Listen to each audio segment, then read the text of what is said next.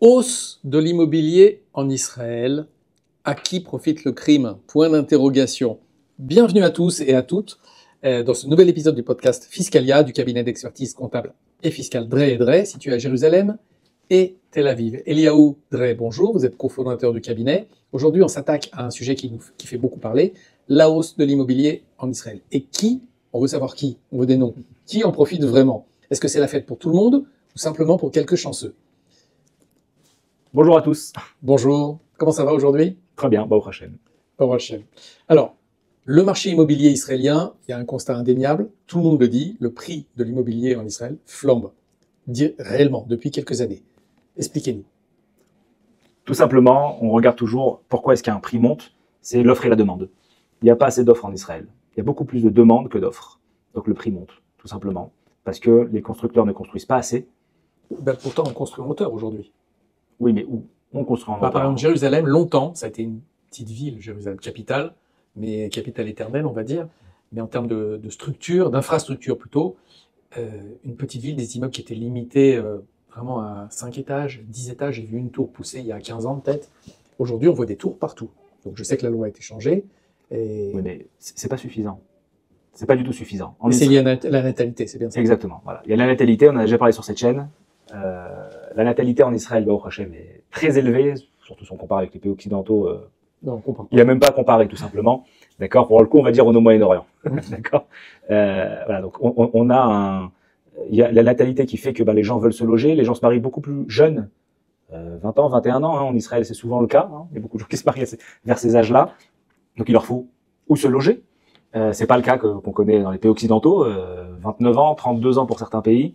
Voire même plus, des fois ils se marient même pas, Enfin, il y a des jeunes, il y a des gens qui habitent encore chez papa, maman à 36, 40 ans, même si, voilà, quoi. Donc en Israël, on a Baruch Hashem, cette natalité-là qui fait que les gens ont besoin de se loger, et rapidement. Et bon, il y a aussi la Aliyah, il y a aussi les gens qui font leur Aliyah, donc il faut bien les loger.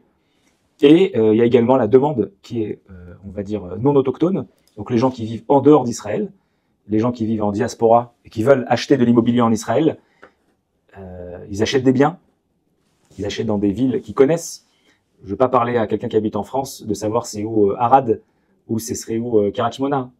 Ils sauraient même pas me dire c'est où. Les Par Français, contre, ils sont sur Jérusalem, Tel Aviv, Netanya, Ashdod. Les villes côtières, en fait. Les villes côtières sont Jérusalem. Mais voilà, c'est tout. Donc c'est pareil pour les Américains. Les Américains vont peut-être connaître un peu plus Beth Shemesh. D'accord, il y a une communauté là-bas. Mais c'est tout.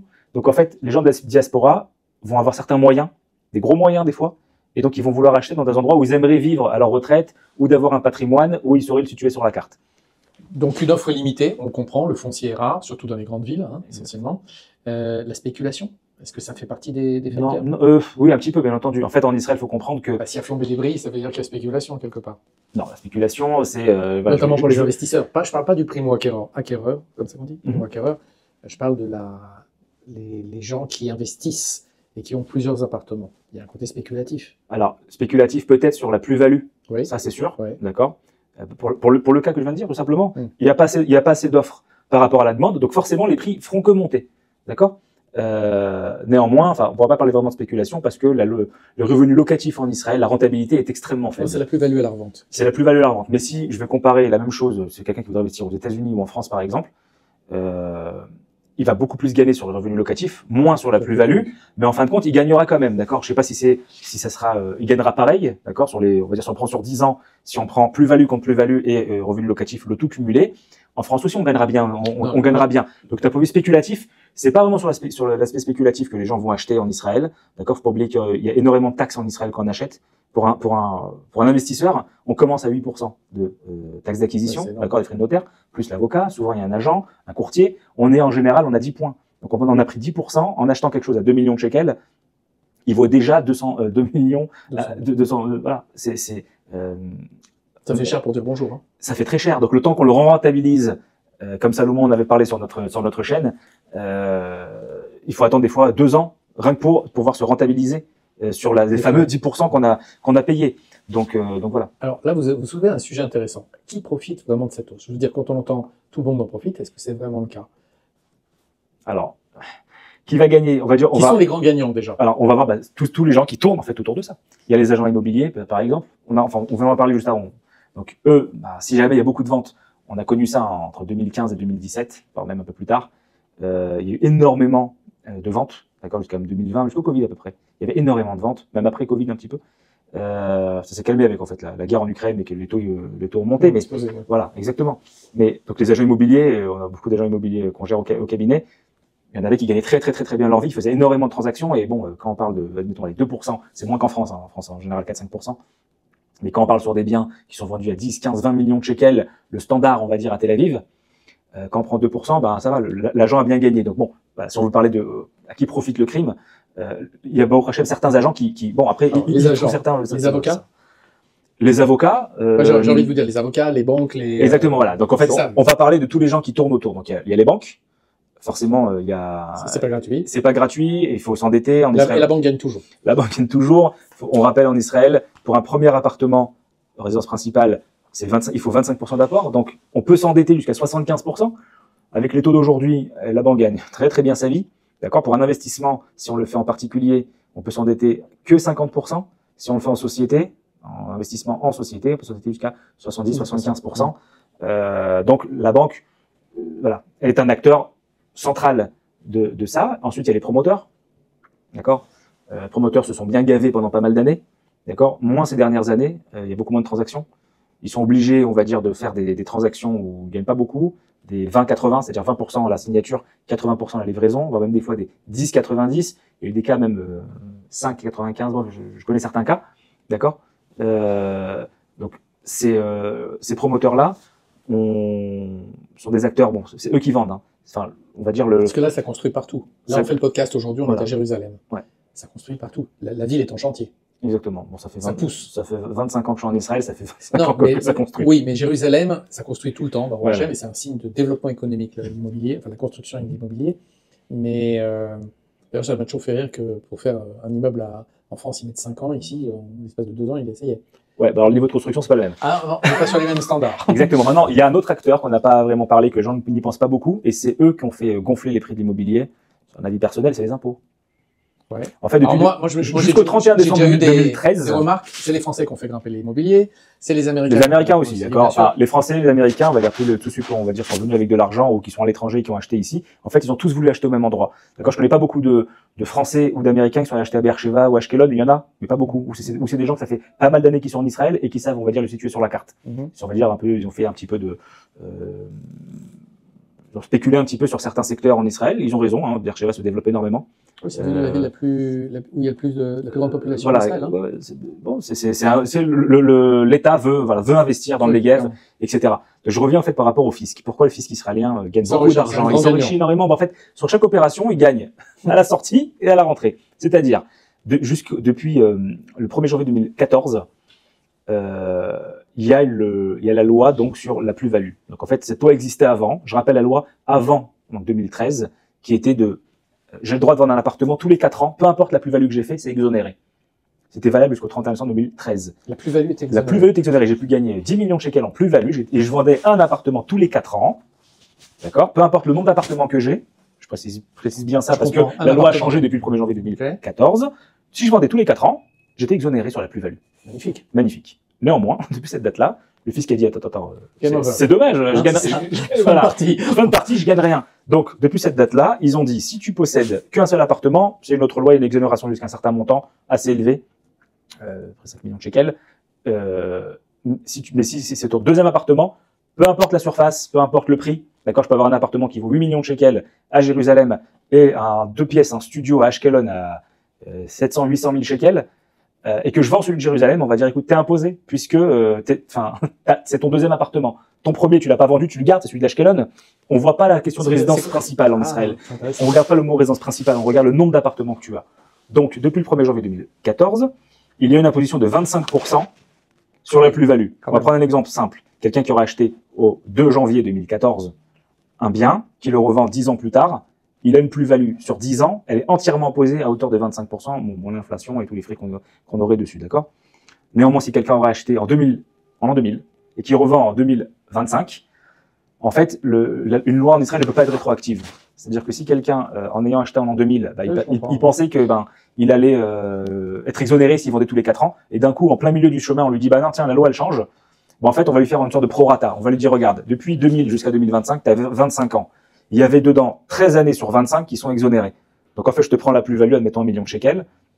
C'est 1 million de shekels, je te prends 13 25e qui est exonéré et 12 25e que je t'impose à 25%. Donc, on revient à notre cas du podcast. Pourquoi l'impôt s'enrichit? Tout simplement, depuis plus de 10 ans, il y a de l'imposition maintenant sur les plus-values.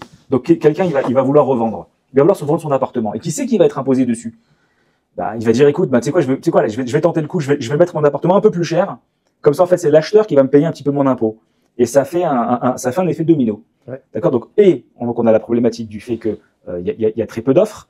Donc, des fois, pour le même bien, on a 10 acheteurs. Donc, le prix va monter. Donc, c'est très spéculatif, là. C'est très spéculatif. L'impôt, alors je reviens à mon exemple, va prendre l'argent à la vente et à l'achat. Donc, je reviens au tout début du podcast quand on a dit, en fait, il y a une taxe d'acquisition.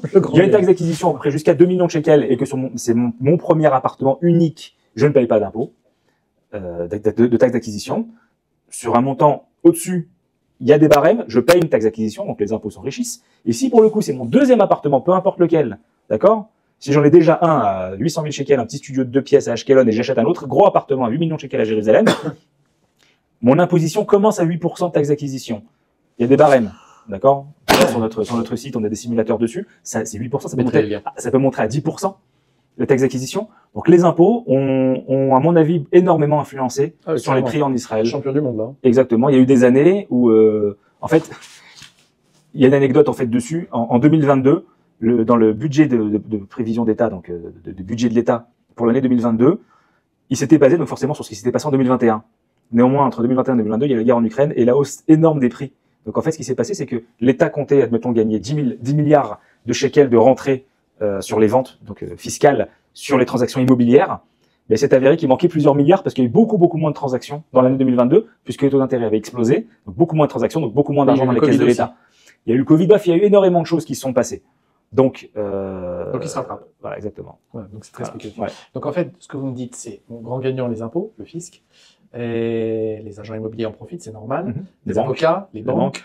Les avocats, pas trop. Enfin, les avocats, ça va dépendre en fait avec quel style d'avocat on va avoir. Et les avocats qui vont prendre très cher. En général, ils prennent très cher, mais de l'autre côté, bon, ils font un travail. Voilà, il y a des fois des transactions. Il vaut mieux avoir un avocat qui s'y connaisse parce que bon, voilà, une transaction immobilière en général, voilà, c'est pas qu'on va à la Macolette et qu'on achète une bouteille de coca. Quand même.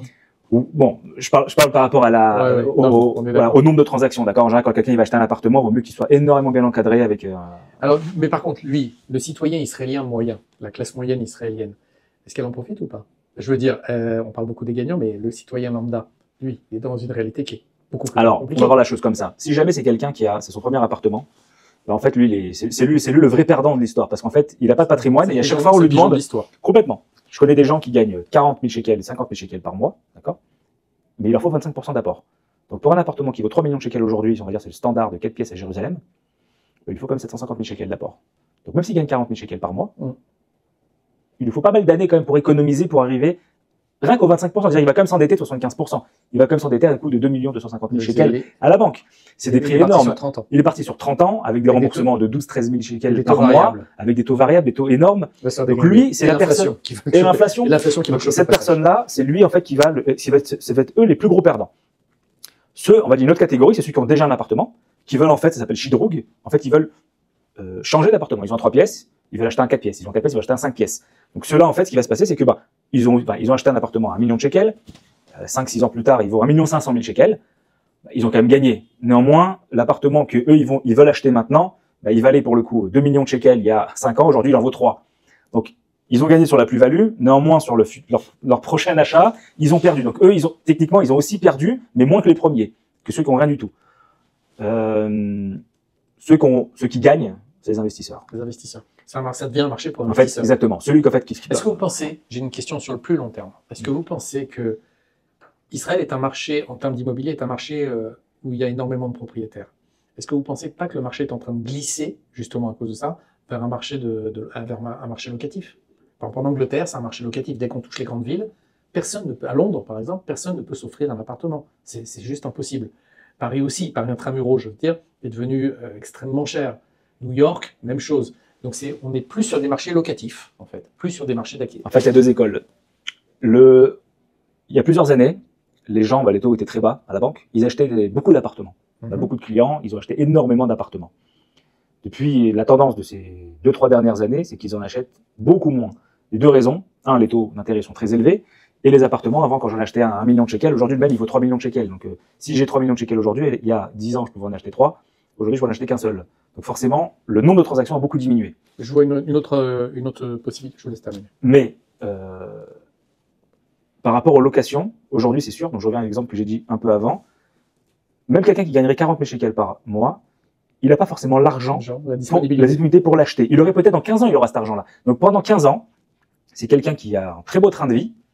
40 000 shekels, c'est comme 10 000 euros. En France, je pense qu'on est déjà dans le podium, on va dire dans les pourcentages de gens aisés en France, quelqu'un qui gagne 10 000 euros par mois. Donc c'est quelqu'un qui va pouvoir être locataire d'un très beau logement. Donc en fait, il va pouvoir loger dans un endroit chic. Et donc en fait, il va falloir un propriétaire derrière. Il va bien falloir un propriétaire derrière. Donc ce propriétaire-là, en fait, lui, il va gagner. En fait, doucement, ça va créer que tout simplement, il y a moins de gens qui peuvent acheter, mais néanmoins, il y a quand même des gens qui peuvent louer.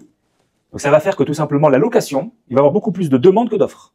Donc ça va faire que la location va monter. Donc l'investisseur va, ce qu'on n'a pas connu ces dernières années, qu'on a connu en fait quasiment que de la plus-value et très peu de rentabilité locative, on voit déjà, ça fait à peu près 2 ans, que ça commence à changer un petit peu.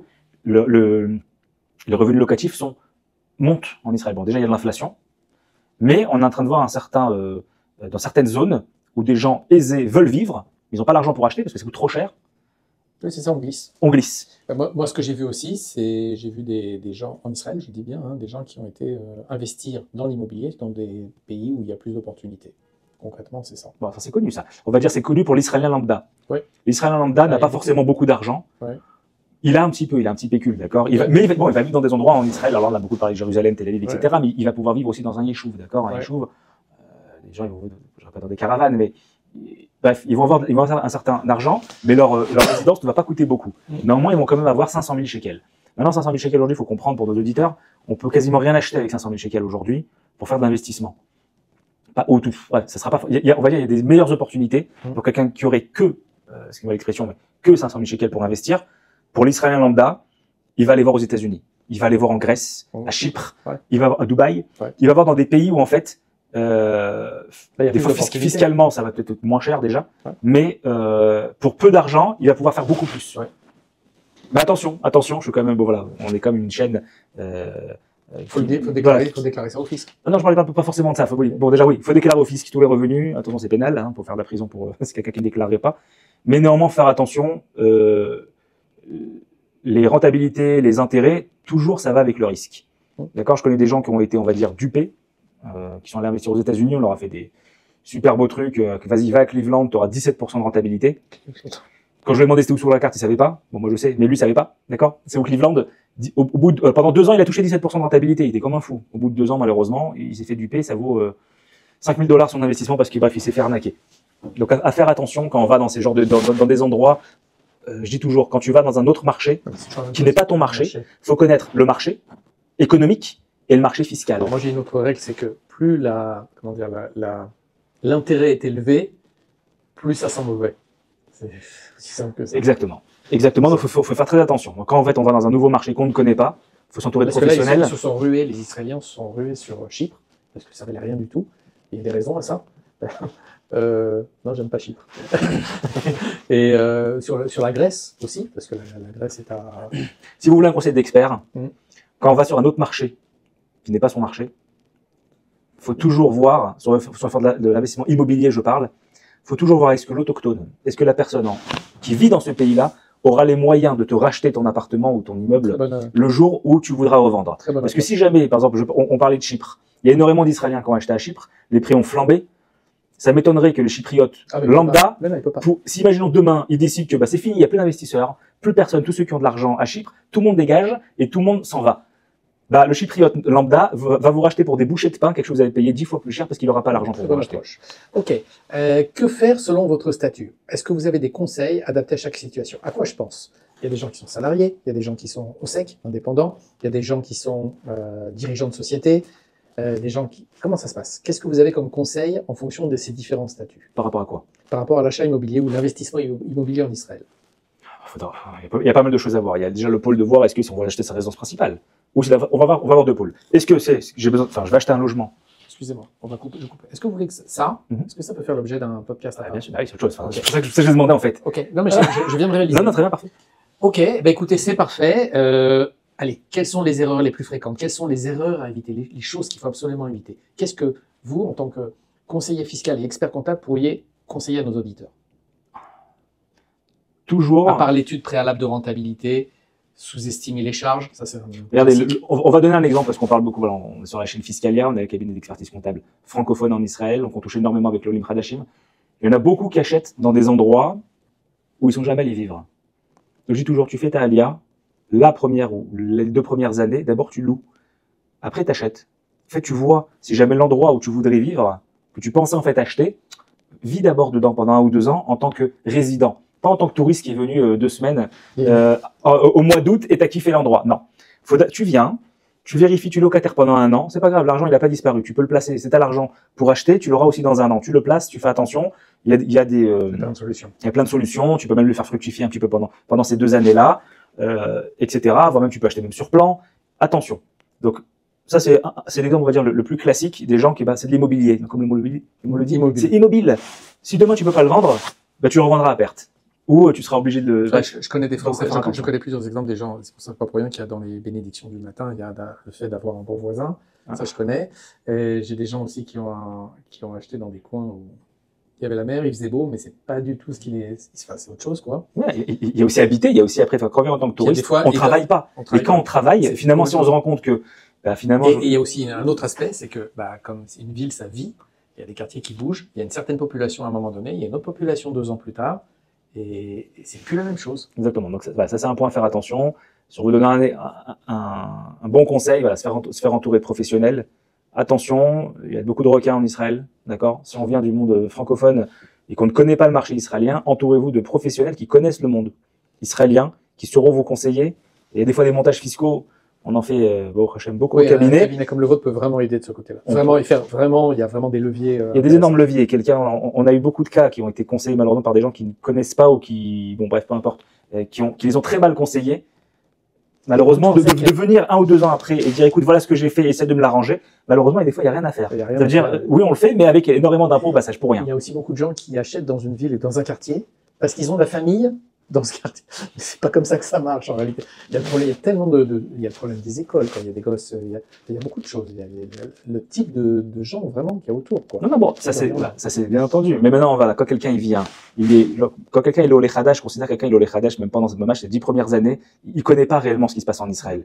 Donc s'il veut acheter, je répète, choisir un bon promoteur, se renseigner sur le promoteur. Pas parce qu'il vous a fait un super prix que c'est un bon promoteur. C'est possible que dans 6 mois, il dépose le bilan. Donc à faire attention. Donc il y a à boire à manger dans les promoteurs. Exactement. Donc il y a des promoteurs qui sont cotés en bourse. Donc on peut avoir accès à leur bilan. On peut savoir c'est quoi leur. Des fois c'est un peu plus cher, mais des fois c'est pas grave. La construction sera bonne. Si après au bout de 3 ans on doit payer des ingénieurs ou des câblanimes pour venir pour nous rafistoler tout ce qui a mal été fait, c'est dommage. Quand vous avez utilisé le mot exact, je l'ai vu aussi, c'est le mot rafistoler. C'est même voilà, c'est rafistoler. Exactement, donc c'est dommage, ça peut coûter cher. Il y a plusieurs banques en Israël, des fois on ne connaît pas, des fois le banquier qu'on a en face, malheureusement il peut nous faire un super grand sourire, c'est parce qu'en fait c'est lui le seul qui a gagné. Voilà pourquoi est-ce qu'il a souri. On a des cas, des gens qui se sont fait arnaquer. Je dis bien le mot arnaquer par certains banquiers, des taux qu'en général on peut obtenir, je prends un exemple, 4,5% pour une transaction, il y a eu des gens qui ont pris 8%. Pour des bêtises, d'accord? Il a dit, mais pourtant le gars m'avait fait un super grand sourire. Je lui dis, mais c'est normal, il avait super bien gagné sa vie grâce à toi. Bon, d'accord. On va rester sur notre... Non, donc je dis tout simplement que il y a des fois des gens, ça coûte un peu d'argent, on va prendre un courtier. D'accord? Quelqu'un, c'est son métier, qui va travailler pour vous, qui va faire le tour des banques et qui va être certain de dire. Vous avez un partenaire comme ça au cabinet, non? Exactement. C'est pour ça que je le dis aussi. D'accord? À faire attention. Il y a des gens, c'est ça leur métier. D'accord? Ça coûte un peu d'argent, mais c'est pas grave. Il y a des avocats. Il y a des avocats. Prendre un très bon avocat, des fois un bon agent, etc. Il faut savoir bien s'entourer. Surtout si on ne connaît pas le marché. Je répète ça pour soit un Lechadash, soit quelqu'un qui veut faire de l'investissement. Il habite en France. Il veut acheter en Israël un bien. Il ne connaît pas le marché israélien. Il y a beaucoup trop de gens qui se sont fait avoir. Donc, si je veux leur donner un bon conseil, faites-vous conseiller, faites-vous accompagner par des gens professionnels. Si vous êtes prêt à payer 4-5 millions de shekels pour un appartement, c'est pas grave si vous donnez quelques dizaines de milliers de shekels à des professionnels, vous serez certain que vos 5 millions de shekels auront bien été placés. Très bien. Alors pour conclure, très bon conseil en fait. Pour conclure, le marché immobilier israélien est en forte croissance. Les grands gagnants sont les investisseurs, les promoteurs, les banques. Les impôts. Et les impôts. Et donc en tant que futur ou citoyen israélien qui veut acheter, on vous recommande de redoubler de vigilance, de bien vous entourer de bons experts. On peut vous conseiller au cabinet. Il y a plein de leviers fiscaux, il y a plein d'avantages fiscaux, il faut les connaître. Et chaque statut a ses propres leviers. Et comme on l'avait vu dans un précédent podcast, chaque banque a aussi des méthodes de fonctionnement différentes avec des comportements différents. Donc si vous souhaitez vous faire accompagner, vous avez un premier diagnostic gratuit de 15 minutes avec le cabinet. Voilà, merci beaucoup Eliaou. Je mettrai tous les liens en description. Avec plaisir. Et je vous dis à très bientôt. Bonne journée à tous.